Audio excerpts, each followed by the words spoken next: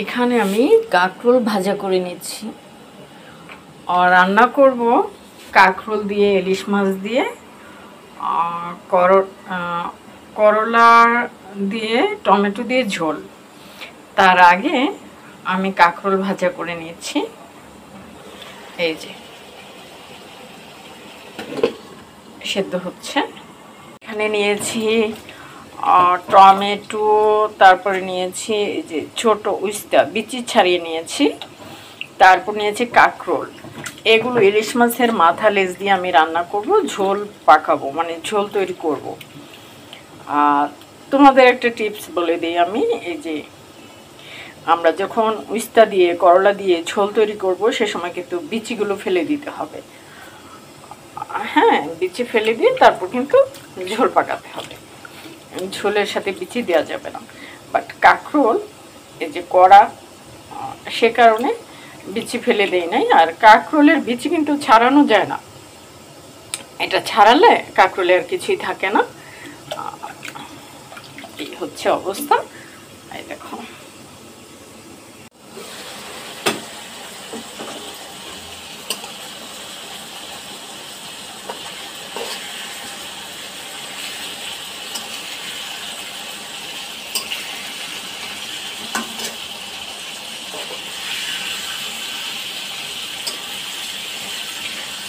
তাওয়ায় দেই নাই, কারণ তাওয়াটা খালি নেই।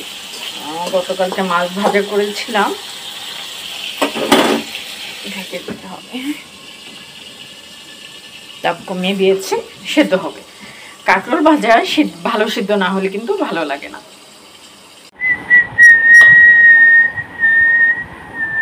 এই দেখো এখানে নিয়েছি পেঁয়াজ, কাঁচামরিচ আর হচ্ছে কি বলে মাছ। এই যে হলুদের গুঁড়ো দিয়ে দিচ্ছি, মরিচের গুঁড়ো, বেসন। এখন সল্ট অ্যাড করব।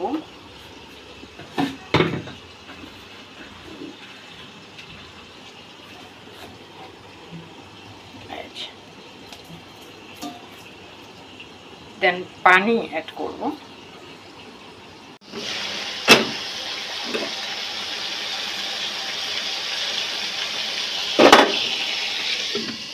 আর একটু, হ্যাঁ, তারপর ভালো সিদ্ধ না হলে খাওয়া যাবে না।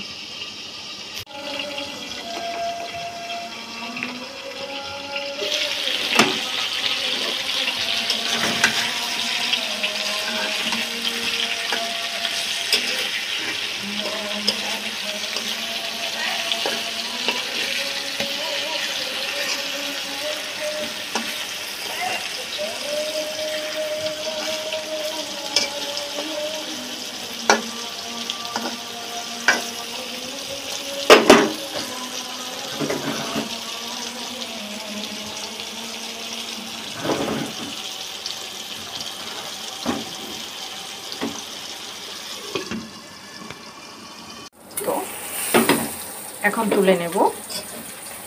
হ্যাঁ, হয়ে গেছে।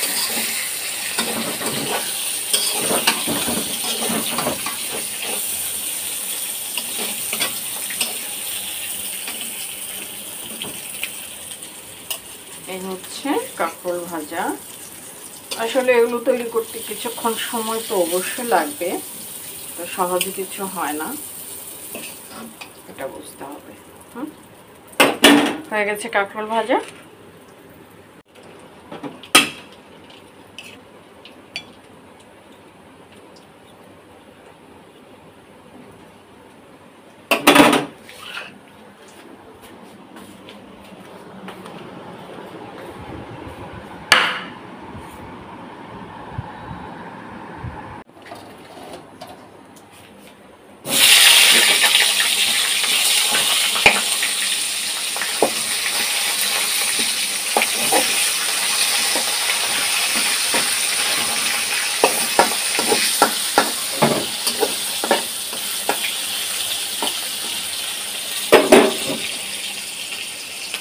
তো এইখানে একটু পানি অ্যাড করতে হবে। এই ধরনের রান্নাগুলো প্রায় দেখিয়েছি আমি। যখন পেঁয়াজ লালচে লালচে হয়ে যাবে তারপর দিয়ে দিব। আরো সময় লাগবে লালচে লালচে হতে।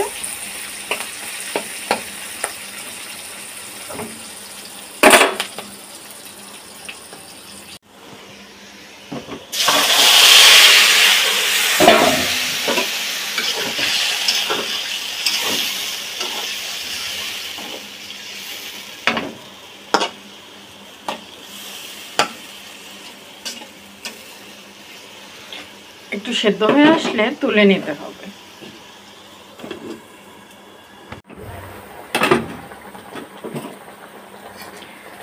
তো এগুলো কিন্তু তুলে নিতে হবে।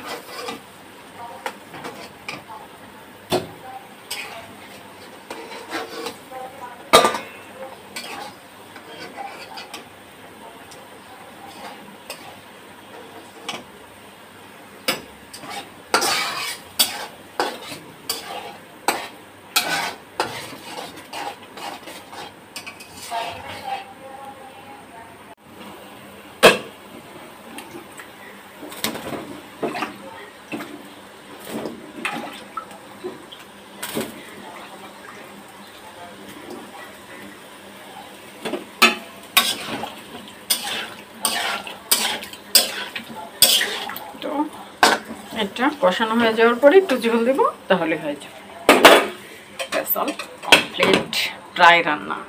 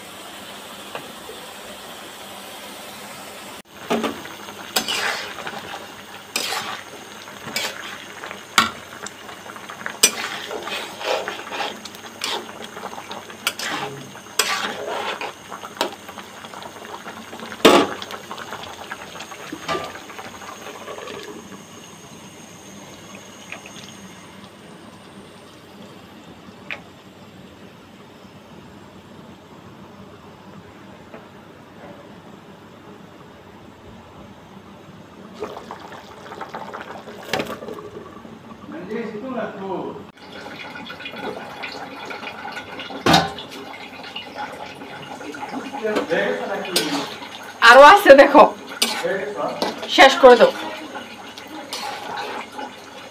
এইবারের বছরের মতো কাঁঠাল শেষ, তাই না? তাই নাকি? নিয়ে আসো।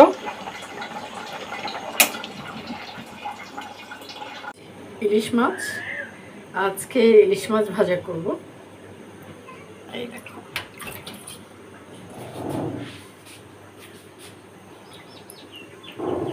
আমার অনেক বাসায় নেই, কষ্ট হচ্ছে। আমার অনেক ইলিশ মাছ দেখলে খুব খুশি হয়ে যায়, ওর ফেভারিট খাবার।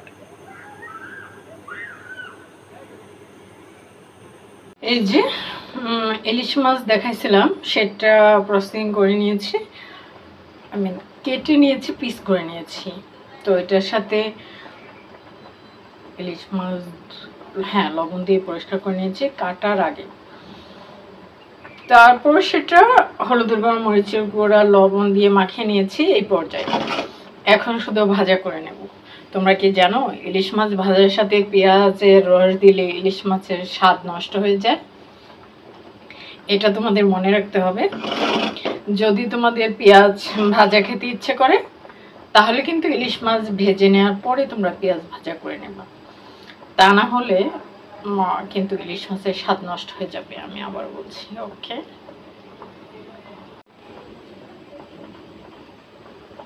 এই যে অলরেডি তেল গরম হয়ে গেছে।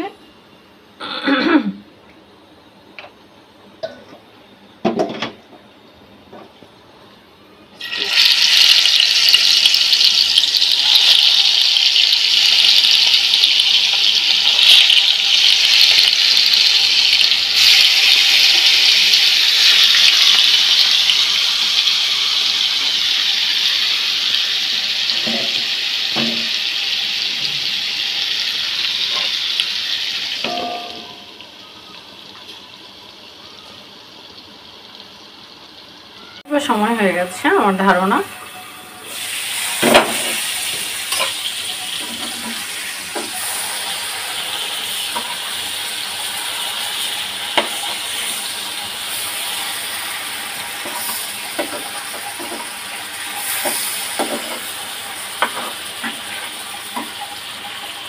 আজকে সরিষার তেল দিয়ে ইলিশ মাছ ভাজা করতেছি, আর একটু সময় লাগবে। এই যে হয়ে গেছে, আর হওয়ার প্রয়োজন নেই, একদম বেশি বেশি হয়ে গেছে। সরিষার তেল দিয়ে ইলিশ মাছ ভাজা করেছি, আর হওয়ার দরকার নেই, একদম ওকে হয়ে গেছে।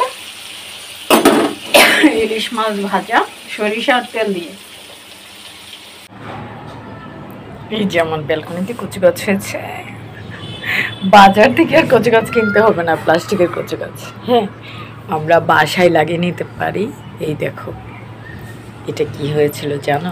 আমি যখন পুঁইশাকের গাছ কেটে ফেলে দিচ্ছিলাম, সেই সময় দেখি একটা ডালের মধ্যে অনেকগুলো শিকড়। তারপরে এটা আমি লাগিয়ে দিয়েছি এখানে। এই দেখো গাছ হচ্ছে। এই যে গাছটা একদম চিকন, কিন্তু আমার মনে হয় হবে। আরেকটা ব্যাপার, এই দেখো,